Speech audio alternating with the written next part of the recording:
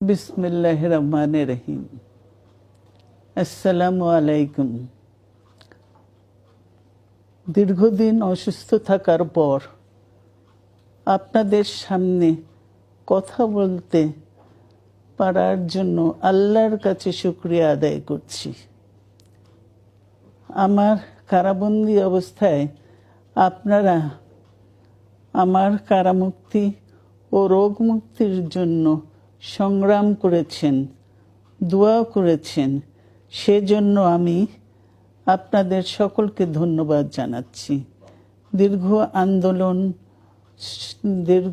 আন্দোলন সংগ্রাম ও ত্যাগের মধ্য দিয়ে আমরা ফ্যাসিবাদী অবৈধ সরকারের কাছ থেকে মুক্তি পেয়েছি।